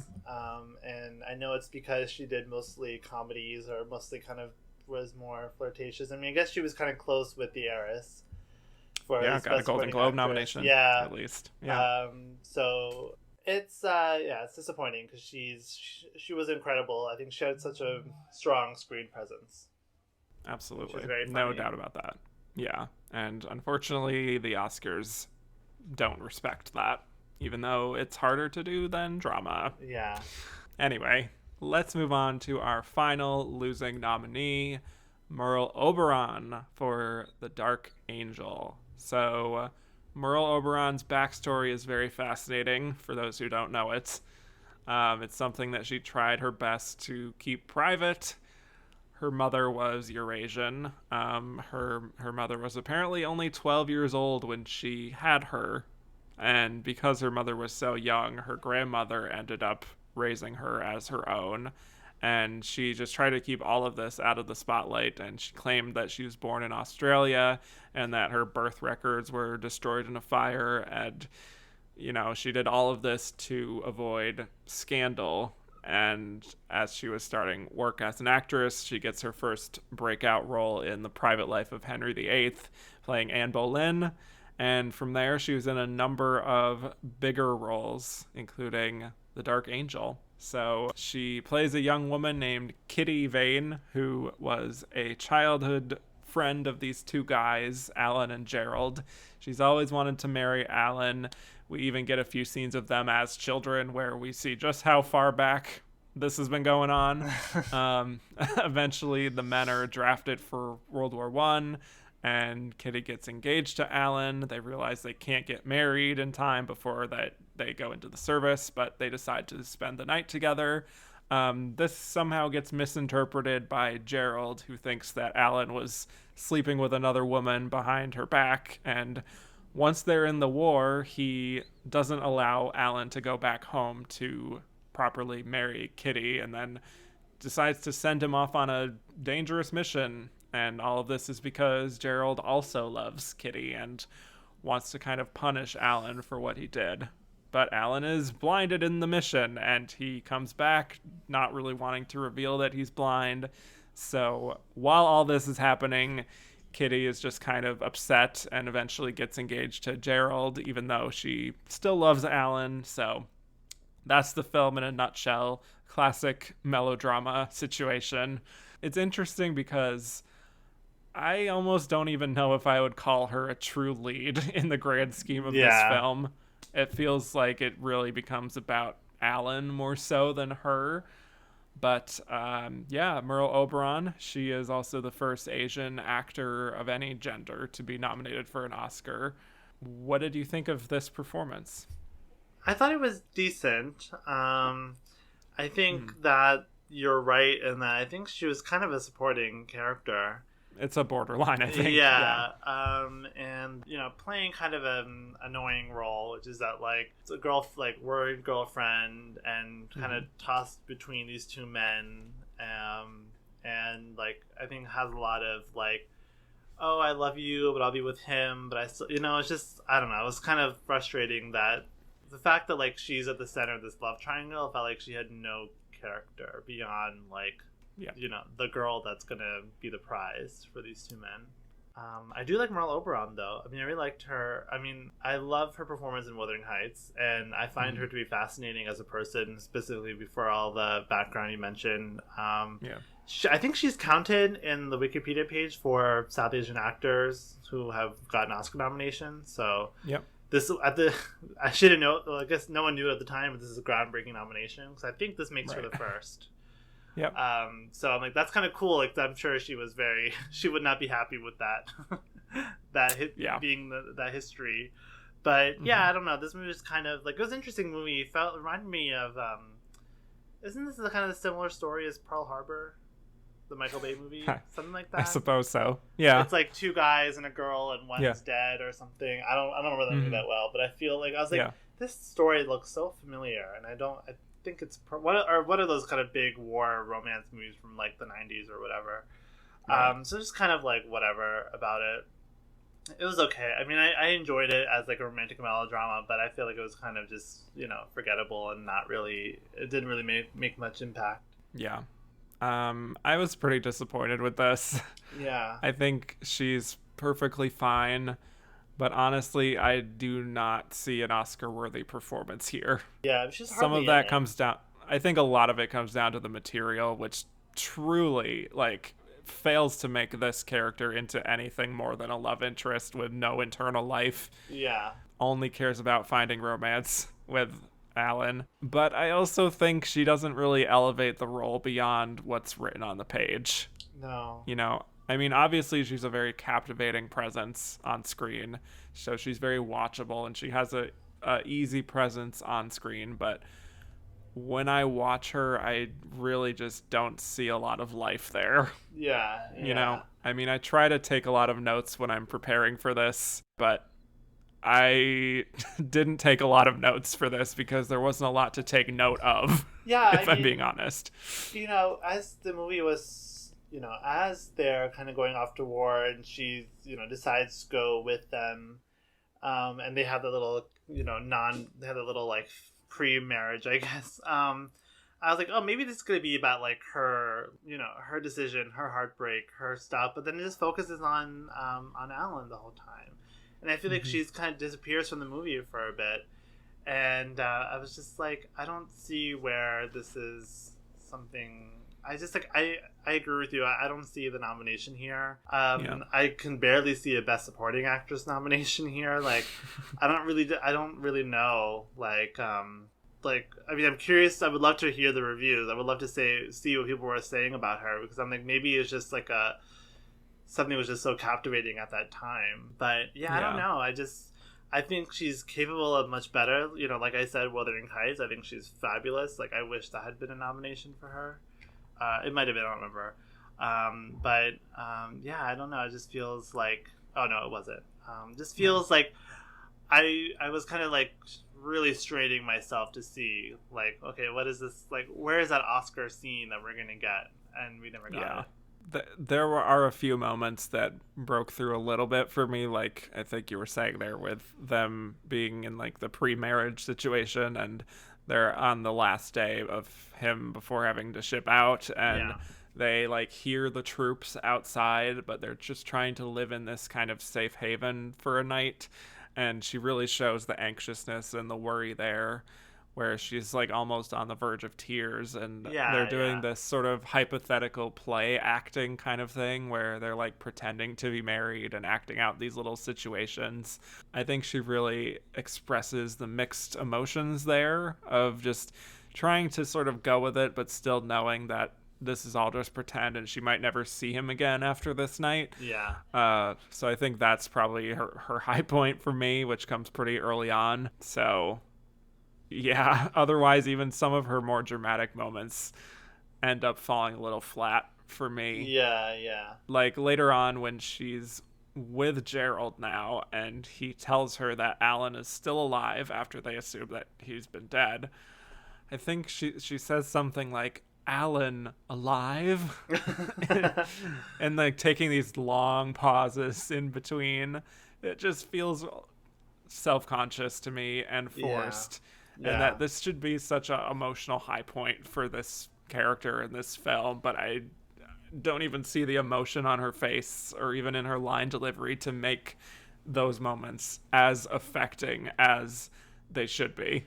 I totally agree. I think there are moments, but it just doesn't click together, and I feel like this movie kind of robs her of really strong moments like that. And I agree, it's totally self-conscious. Yeah, and that goes for a lot of her scenes, honestly, where she seems to be really putting in an effort to create a character out of something that is just not there on the page. Yeah, absolutely. Which is why you can't even follow like the internal emotional journey for her, because it's all surface level. Also, just a tangent here, but I've seen a few people comment on this before. The title of this film is a little misleading in general. Like, you'd think that we would get something a lot more like suggestive or lurid or almost like a film noir than what this film ends up being, which is just like standard war melodrama. Yeah, I mean, Dark Angel, I'm like, I thought she'd be like cheating on someone or more of a femme fatale type, or she'd like split these guys apart, like come between them. But I don't know. No. She was an angel, I guess, but I don't know what was dark about her, except she's South Asian, so maybe that was it. Oh God. I don't get the title either. It doesn't make any sense. It feels like a title that they had and then they just put it on this movie. Yeah. I mean, it's certainly evocative, but not really what the story is. Inaccurate. It reminds me of Bad Girl, which I talked about for a Best Picture series, which is like not really what it suggests. But that's what they did in the 30s, I guess. Yeah. I guess that's true of today too. But anyway, I don't know. The film didn't really interest me by the end, and I feel like the interesting parts that this story could have taken are not really taken in any meaningful way. Like the fact that, Gerald did what he did to Alan out of jealousy, and that action doesn't even really pay off that much outside of maybe Yeah. the decision he makes at the end to just like, okay, I'll let her go back to Alan. But like, exactly. But there's no reckoning with that decision. No, it's just like a deeply messed up thing to do to your best friend in war. And didn't even say anything that interesting about their friendship. Like I was like, okay, maybe there's something like I would love to see that explored more of like the sort of simmering resentment that he's had for like 20 years. That he's been third wheel in this relationship that was always going to happen, and nothing. There's nothing about it. I was like, who are these dumb kids I have to watch? Right. But then even for Kitty, instead of going off with Alan and his experience at this random inn writing children's books. Yeah. Which is a wild tangent of its own. We could have spent some time with her, like really trying to come to terms with all of these events that are happening that are largely outside of her control.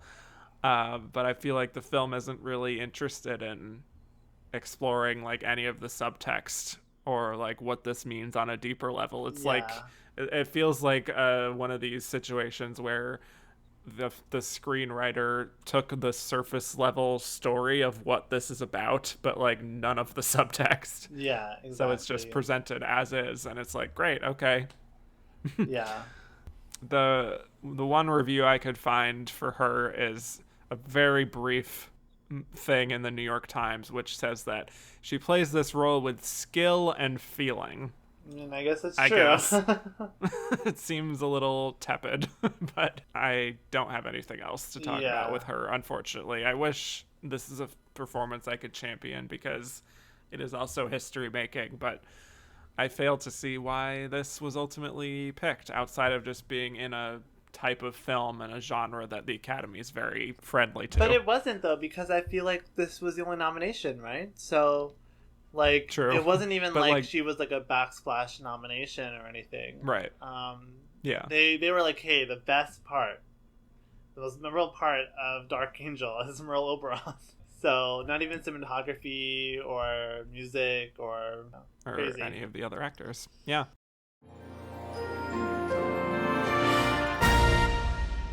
Let's move on to the winner of this year, Bette Davis. Dangerous. This is Bette Davis's first Oscar nomination, technically, officially. We talked about it last week, how she was a write-in candidate for Of Human Bondage. Huge push to get her recognized after she wasn't among those nominees, but she didn't actually end up winning. Here she is officially nominated, and she does win, and quite frankly, for a film that is inferior to Of Human Bondage, that feels kind of like a discount version of Human Bondage. Yeah. She turned it down at first. She thought the material was kind of weak, which is probably the right instinct on her part, but she was ultimately convinced to do it, and she plays a stage actress named Joyce. Basically, her best days are behind her. At least that's what we're told. She's not even that old, but the film kind of presents it like she's totally washed up. She's considered a jinx who is just very unlucky when it comes to her professional life and her personal life. And she ends up meeting a guy played by Francho Tone, who is just totally enamored with her and commits himself to just bringing her back to the stage. He even breaks up his own engagement with another woman because he's so in love with her, and turns out she's secretly still married, so she can't agree to marry him, but then she decides to stage a little stunt and cause an accident with her husband, and it's all a mess. But eventually they agree to part ways. So this is not like these other films that we've been talking about where the man and the woman come together in the end. But this is our Oscar winner here. So what do you think of Betty's performance here, and also her as an actress? I'd love to get your thoughts on. So Bette Davis is probably my favorite old Hollywood actress. Definitely in my top 3. She's done so many magnificent movies. I mean, just looking like when she wins her Oscar, in her second Oscar for Jezebel, that kind of kicks off a string of movies where she gets nominated for Best Actress, including stuff like Dark Victory and Little Foxes, 2 of which end the letter, of which are best performances. So I was really excited to see this movie, which I hadn't seen before, to be like, oh wow, this is her first Oscar win. Like, this is right after Human Bondage was an incredible performance. Like, you know, I'm like, okay, this is like, you know, she's cooking, you know. And I gotta say, I was let down. I mean, I think she's typically great in the movie. This is the kind of role that she, at this time, could even at this early stage of her career, could have done in her sleep of, you know, the bad girl, the femme fatale, the ruiner. It is interesting, I guess, that they don't get together at the end, but she still goes back to her husband and is like, hey, I'm going to be a good wife now. I'm going to be a good person now. Yeah. And he goes back to his little boring fiance or whatever. So, like, patriarchy is still upheld. But I was just kind of like, this movie made me laugh because I'm like, this woman's just kind of living her life, you know? She's not having a great life, but she's living, you know? She has her own agency or whatever. And he just kind of comes into her life and is like, hey, you know, I saw you play Romeo and Juliet, and so I want you to become an actress again. And it's like, okay, like, you're an architect? Like, you're not even, like, a director or a playwright or something? And I'm just like, why? you know? I'm going to be your manager now, basically. Like... And, you know, she goes along with it, probably because she wants to kind of pick herself up, and that's kind of cool. But I just, like, this movie just, like, felt like the most unnecessary plot, and it felt like such a retreat of Human Bondage. It was such an obvious, you know, consolation win, because I think that if she hadn't won for this movie, it would be, like, another one of her, like, mid-30s bad woman films that were kind of riffing off of Human Bondage, like Marked Woman and all that, where it's kind of like, okay, whatever. You know, let's get to the good part of your career in, like, the late 40s, early 50s. I mean, I thought, like, as a fan and admirer of Bette Davis, her performance was good. I mean, great performance, as usual. Like, you know, whenever she's tearing into Franco Tone, I was like, you know, yeah, girl. But for the most part, I was just kind of like, what a nothing movie. It truly doesn't exist. This is one of those films that's just like, if this was not nominated and a winning performance for her, this would be as forgotten as those other films. Yeah. That didn't make an impact. So, yeah. What's funny is I had mentioned last week with Claudette Colbert, with It Happened One Night, she'd been very vocal about thinking that that was the worst movie she'd ever made, and she didn't really have much enthusiasm for the material. Yeah. And I think it's true that that kind of lack of preparedness, I guess, probably ended up helping her in that performance to help her feel really loose and sort of carefree and really watchable. In this case, I think it's the opposite. Right. I think Bette Davis barely cared about this material, and it shows on screen, because this is a character that should be, based on the screenplay, a dangerous kind of woman, someone with a lot of baggage, and she certainly taps into that, but it feels pretty half-hearted what she's doing. I think I mentioned when I talked about her on the Best Picture series for this year that it really does feel like a role she could do in her sleep. Yeah. I mean, you mentioned it too. Like, this is not challenging material. I get why it makes sense to cast Bette Davis in this kind of role, especially right after Human Bondage. The tempestuousness, the kind of diva attitude. It's the kind of role she would absolutely be thriving in so much of her career. But the material here just isn't there, you know, and she can only do so much when also this screenplay is so talky. Like, it's so tell not show. Everything is talked about or hinted at. I mean, we only even really see her as an actress, like the character as an actress, in a few very brief scenes, and those scenes aren't really that inspiring, to be honest. Like, they don't light the world on fire, what she's doing, to the extent that, like, Franco Tone in his childhood would be so inspired by her in her performance of Juliet that weirdly that made him want to be an architect. Yeah, like, I still don't get that logic. Connection there? Was he, like, so taken by the sets of that production? I guess like, so. I really, like, no, I'm genuinely asking, did I miss a connection? Yeah.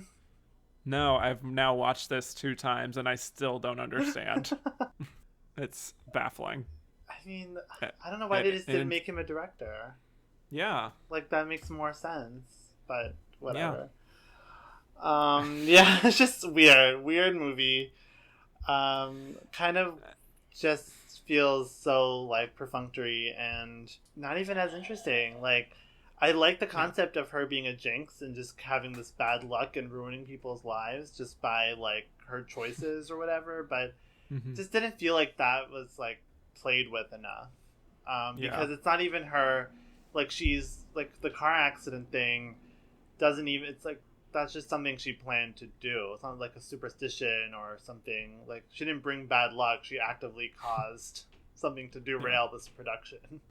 So the whole concept of her being like a dangerous woman is just not really even that effective ultimately. Like, she doesn't even have that kind of fun to watch sort of mania that she had in Of Human Bondage. It just seems like it seems like she's approaching like an interesting character, but the story is only interested in the surface level of the plot. Once again, like I talked about with Merle Oberon, like going through the motions kind of with this is what the story is and not really exploring much beneath that.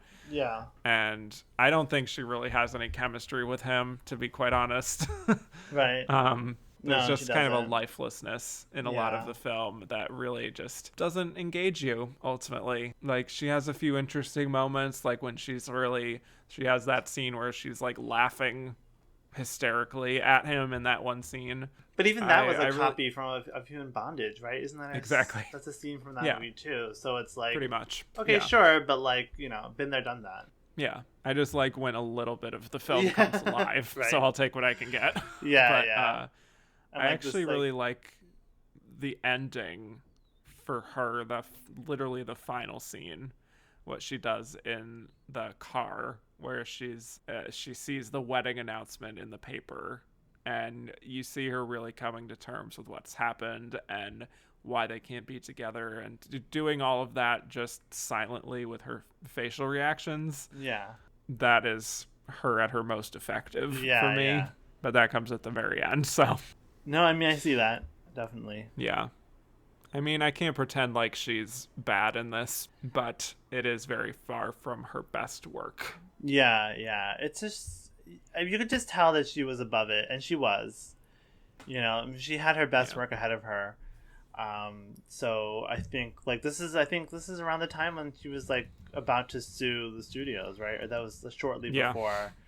So she knew that this was way beneath what she's capable of, and she was right. I mean, again, like I said, the 1940s is like her best era up until All About Eve.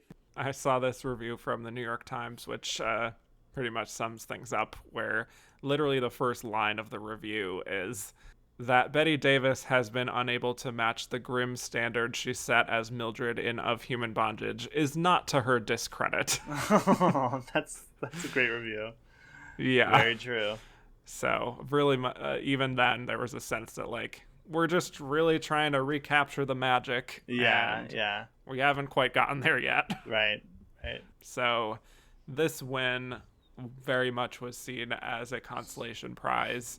Even Betty herself expressed this. She said, and this is a quote from her, "It was true that even if the honor had been earned, it had been earned last year."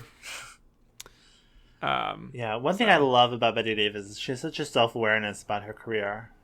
Very much so, yeah. She's very intelligent regarding that. Yep. Yeah, and one thing about this, I think it's also important to point out that the Academy was going through some pretty major behind-the-scenes shakeups. I don't know if you know about this aspect of it too, but the Actors Guild, the Screen Actors Guild, had been established the year before, which resulted in a lot of actors resigning from the Academy. And now this year, the Directors Guild is formed, which had all of them resigning, plus studio bosses pretty much did the same thing. A lot of people were abandoning ship here. And I think with that in mind, there was probably an uneasiness and probably a desire to get in people's good graces again as the Oscars as a brand. And that is probably a pretty big factor in why Bette Davis won this, I would say. You know? Yeah. Because so many people criticize them for not giving it to her the previous year. And it's like, here she was with their first opportunity to right that wrong. with a similar kind of performance, and they're just like, why not? This is it. Here you go. Yeah. No, it's very interesting. I mean, even outside of those factors, we should note that the film was also a hit, and she was continuing to grow in popularity. And even if this doesn't rank as one of her better performances, she was still such a force to be reckoned with, and just this kind of actress that people really respected because she was able to really burrow into her characters in this way that very few of her peers were able to. And so, obviously, in 1935, we don't have the foresight to know what great performances she would do in the future. Right. And I feel like this was just like, oh, this is this really exciting actress, Bette Davis. Maybe this isn't her best work, but like we have to give her an Oscar for what she's doing. Like, this is something really exciting and new. Yeah. So, absolutely. that's my take on probably why she won. Do you have other thoughts on that? No, I'm pretty much in line with what you're saying. I think that when you look at these other 4 or other 5 performances, like they're all kind of, well, maybe not Becky Sharp so much, but they're all kind of like good girls, Yeah. And I think kind of like along with what you're saying, this was just she's playing a bad girl in a way that was also where she was the lead. She wasn't the second, the second lead actress, because, well, the main one is the good one or the virtuous one. She was the lead, and she was unafraid to really kind of, be as jaded, as cynical, as complicated, and not, of course, Katharine Hepburn's performance is very textured and very layered, but there's something so captivating about Bette Davis. And I think this Oscar win, in some ways, it just feels to me like we have to give it to her, because not only did we miss out last year, but like, what if we miss out this year again? And, then she doesn't really reach the heights that she reaches. Yeah. That she reached in this, it's, I guess there's sort of like urgency to it. Of course, Jezebel coming a few years later, that's obviously wasn't the case, but, I think sometimes I guess even with the Academy back then as it is now, sometimes it's like we got to reward someone early because we might not get the chance again. Mm-hmm. And you see that happening with, actresses, especially actresses who get nominated, 4 or 5 times. And it's like, did we miss the opportunity, 20 years ago or something? Right. So, yeah, I think that there was just, I think maybe like it was just the right place, right time, and she had the goodwill from A Human Bondage, and I think her performance was really unique for her amongst her peers. But yeah, I really think that it was just I think it was mainly a consolation thing, honestly. I mean, I can try to justify it in other ways, but I really think it's consolation like 95%. Yeah, exactly. And she really was right place, right time, and still felt like we were in the discovery period with her as this exciting new force in Hollywood. Yeah. Doing something different. So, well, we got a number of questions, and even though this is going long, I want to just speed through some of these. Yeah. 6 nominees to talk about, so it's a lot. This is going to be longer, but Ben Miller said, though not the most anonymous nominees, is this the most anonymous film lineup of any Best Actress race? Yeah, I mean, these movies have made no impact, except, I mean, I guess the Bette Davis winning that is an impact. It's her first Oscar win. But other than that, and Alice Adams, I wished had more of an impact. But yeah, sort of does. Yeah, these are just random.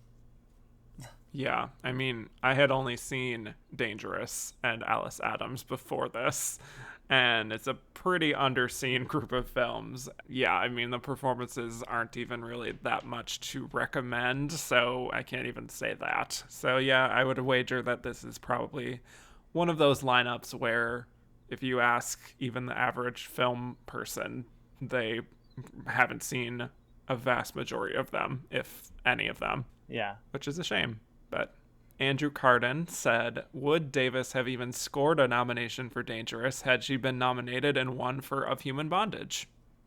I I don't think so. Unless it was another, like, Claudette Colbert situation where she gets a second nomination just because she's on their minds. Yeah, I'd say probably not. Yeah. Because, again, this just really feels like we're going to just try it again. This is like Of Human Bondage Part 2. Right. Like, the result of her losing is the reason this is here, sort of thing. Yeah. So, Jackson DeStefano said, imagine Elisabeth Bergner became a studio actress in the 30s and 40s. What roles would you cast her in? Oh boy, that's hard. I mean, I think she would have probably excelled in kind of screwball comedy types of things based on what I saw in the beginning of the film. Yeah. I also thought of something like Ninotchka in the Greta Garbo role, possibly. Yeah. Something that's, like, funny but sophisticated. Right. Maybe even some Jean Arthur roles, you know? I could see her doing that kind of thing, maybe. Yeah, maybe, like, Shop Around the Corner. Yeah. Oh, that's Margaret O'Sullivan, but something like that. But yeah. Yeah, definitely I could see her being a loobish girl. Yes. This is from Zeta Short. Why does Claudette Colbert's character fall for Charles Boyer in Private Worlds? Why does any woman in any Charles Boyer film fall in love with him? Man, he's got it, you know. He's got that charm. Yeah. That's all I mean, it's a great question. It's a great question. There's no answer that's beyond he's got that charm, which isn't an answer, but... Right. But in terms of the Private Worlds thing, yeah, we talked about it. I don't see it either. I couldn't tell you other than that they forced a happy ending. Right. Of the code. All right, well, Gabe Guarin said, why couldn't Claudette Colbert receive nominations for any of her other comedic performances, like Midnight and The Palm Beach Story? I mean, probably because the Oscars don't like comedy that much. Yeah. Or at least they don't find value in them usually. She should have been nominated for The Palm Beach Story. That is an incredible performance. I just watched that movie a few months ago for the first time, and she's absolutely outstanding. So I can see that. But yeah, I think it's... Yeah, I don't know what the magic was for It Happened One Night, you know? Yeah, it all came together. It all just came together, right? But, you know, Private Worlds was seen as respectable and about something capital I important, so that's what gets in. Yeah, even back then, it's crazy. Tale as old as time, like I said. Gabe Guarin, again, did Hepburn winning so recently affect her chances of winning this year? What do you think? Because you did that year. I think that just the uproar over Bette Davis was so loud that she was going to win this regardless, honestly. But, like, maybe it's possible that the vote would have been closer if Katharine Hepburn hadn't won already, but I truly think that Bette Davis just would have won this regardless of if Katharine Hepburn had won already. Yeah. Honestly. John T. said, had Hepburn won here, would she have gotten to 5 statues later in her career? So famously, she has 4 Oscars. Would she have 5 in this case? So I guess we're saying, would she still have won those other 3 later on? Can you remind me of what she won for? Guess Who's Coming to Dinner, right. The Lion in Winter, and On Golden Pond. See, I don't think an Alice Adams win would have hurt those because those are so far in the future. Yeah, that's what I was going to say too. So I think those would all happen still. Just because there was so much distance. Yeah. That I don't think her having another one would have affected things too much. They just would have given her a 5th. Yeah. Like they'll probably do with Frances McDormand along the way. Please, no. I can't take it. Bringing it back around. This is from Christoph N. This was the last year without supporting nominees. Considering how much Hattie McDaniel steals the show in her brief appearance in Alice Adams, how much of a shame is it that they didn't start a year sooner to have a place to honor her? Oh boy, that scene was very hard to watch. I forgot about that. Yeah. She did a great job of trying to, have that. Yeah, it was embarrassing. Yeah, but it is interesting to see that there is no supporting because, like as we were saying with Merle Oberon, like she could have been there. Yep. Or maybe she would have been. Yeah, I mean, stars, quote unquote stars, didn't go supporting for a long time. Like, it wasn't until the 60s and 70s that was really happening. So I don't think she would have done that, but point taken. But I think it's kind of a shame. I mean, I do think she excels in her very limited material. She steals the show for sure. Yeah. Very, very, very limited screen time, though, so I don't know if she even would have been nominated. Yeah. Let's move on to Mr. Autumn Man. This is Miriam Hopkins' only nomination. Why did this performance break through, and why didn't she make it again? I think I sort of addressed this early on, but... Yeah, it's like classic novel, Yeah. Important character. Prestige. Yes. Prestige, yeah. Plus, this was a big production, being the first innovative, 3-strip Technicolor. As far as why she didn't make it again, I mean, it's a fair question. Again, she had such unluckiness with these roles that went on to win Oscars. And I do think she was close with The Heiress, though, in 1949. She was, Yeah. So that's kind of a shame that didn't happen. Joey Gentili said, Merle Oberon becomes, as of 2021, the only actress of Asian descent to be nominated for a lead actress Oscar. She essentially had to hide her Asian heritage to have a career. In 1935 Hollywood, would Merle being Asian have resulted in this not happening had it been known? I mean, it's hard to tell. I think it would have resulted in this not happening, if I'm being brutally honest. I don't even think she would have been as big a star as she was. That's the thing. Yeah, she would have had less opportunities, especially in leading roles. Right. Well, lead borderline supporting role, I suppose, in this case. Sure. I mean, there was actually a lot of studio talk from the time of her being exotic looking. That was used a lot. So there was a certain aspect about her that sort of separated her a bit from the kinds of, lily white actresses. Yeah. But unfortunately, I do think it would have not happened for her if there was full transparency about her having that heritage. I mean, there's a reason why she hid it, and why she tried to deny it for as long as she could, and invented stories to hide it. Obviously it would have hurt her. Last question from Owen Daly. Always a great question here. 6 nominees. How do we keep this a yearly thing for Best Actress? 6 is even too little these days. Let's make it 10. Let's make it 10, And this is the only acting category with 10 nominees. Yeah. I mean, I think Best Actress is, always the most important, always the most interesting category. So I'd be happy if they brought it back to 6, 8, 9, 10, however many. Yeah. 12. Yep. Yeah. As many as can get to a certain threshold of votes. Yeah. Yeah. We should have that be the system instead. All right. Well, let's get to our final segment where we talk about, in this case, why we think Katharine Hepburn was the runner-up and who we would have voted for in this lineup. So what do you think is the reason that Katharine Hepburn was the runner-up here? She's the biggest star. I think she's even a bigger star than Bette Davis at the time, or at least the most name brand. Mm-hmm. She's in the best movie of the bunch, and I think the performance is that good. I mean, we could go through a whole rabbit hole of if Bette Davis had won the year before, then Katharine Hepburn would have won now, and then Claudette Colbert would have won some other time, But I think that, I think it's just that good a performance, that good a movie, that I think that, as you were saying, the uproar over the Bette Davis thing was so strong that I don't think a movie like this could have broken through.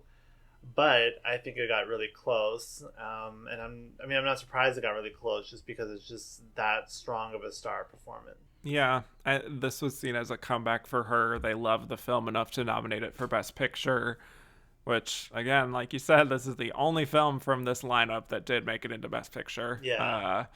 It's such a showy performance, and I just think she's so dialed into this character and this journey that she goes on that it's easy to see, for me, why she would be second, especially among this lineup that is not much to write home about. Yeah. So, right. Any thoughts on Elisabeth Bergner placing third?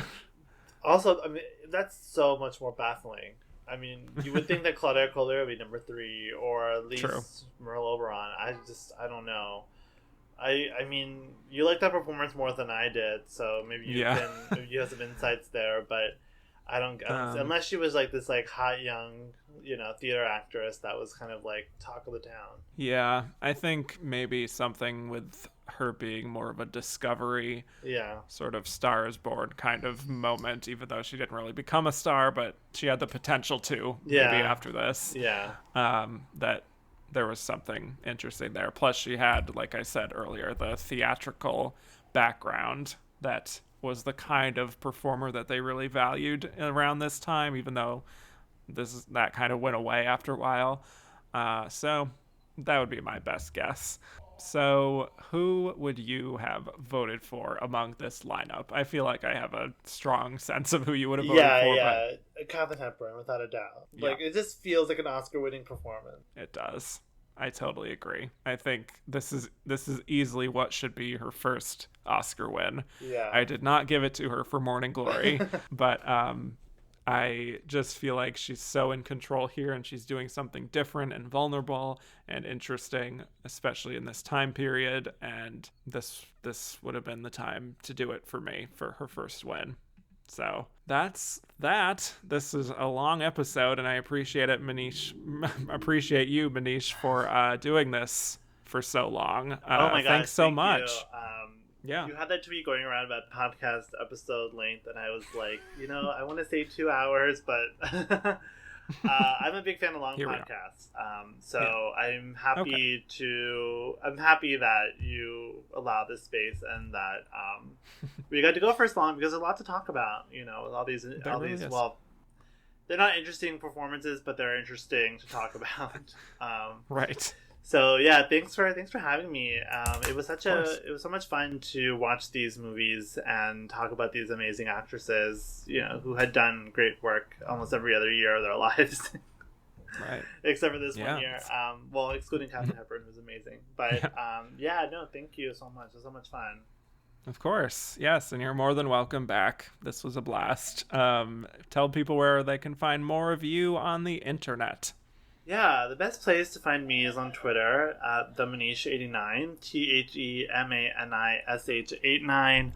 Also, you can catch my writing kind of at a lot of different places, mostly at Talk Film Society. My 2 podcasts, which, Kevin, you mentioned at the start of the show, Queer Now and It Pod to Be You, are also on Twitter, so you can find them there. They're both on hiatus for the time being, but I will probably bring them back closer in the fall. Kevin, I would love to have you on as a guest to talk about any romance movie that you would like. And because I enjoy your podcast a lot. I've been listening for, it feels like 2 years, I guess. No, maybe a year and a half. So I'm a huge fan of it. I really appreciate all the research and work you do. So, because I don't do any research on my podcast, so it's always nice to be in the hands of someone who actually knows what they're talking about. I try. So yeah, thanks so much. And I'm really glad that you are continuing on and doing Best Actress. It's going to be a lot of fun. Excited. I'll have to think about what year I'd want to come back. Maybe something a little bit more modern. Like the 80s or 90s or something. So I'll see you in a couple of years, I guess. Forward. Yeah. Yeah, excellent. Well, I'm a fan of a doomed romance, so if you're interested in having someone on for a film about unrequited love, yes, then 100%. Love a sad ending. Guy. Yes, exactly. Well, thank you so much for listening. You can find me on Twitter at Kevin_Jacobson, and the podcast is at Oscar Runner-Up on Twitter. I'm also on Instagram at AndTheRunnerUpIs. Rate, review, and subscribe if you haven't already. And if you liked what you heard and want to hear more, go to patreon.com/AndTheRunnerUpIs, where you can hear a whole bunch of bonus episodes for a small monthly fee. And next week, we will be talking about the Best Actress race of 1936. And the Academy has finally settled into just nominating 5 actresses, which we will get from here on out. And the nominees there were Irene Dunne for Theodora Goes Wild, Gladys George for Valiant is the Word for Carrie, Carol Lombard for My Man Godfrey, Louise Reiner for The Great Ziegfeld, and Norma Shearer for Romeo and Juliet, with the winner being Louise Reiner. So that is what to watch for next week. Thank you so much again, Manish. Thank you. And with that, I will bid you all adieu.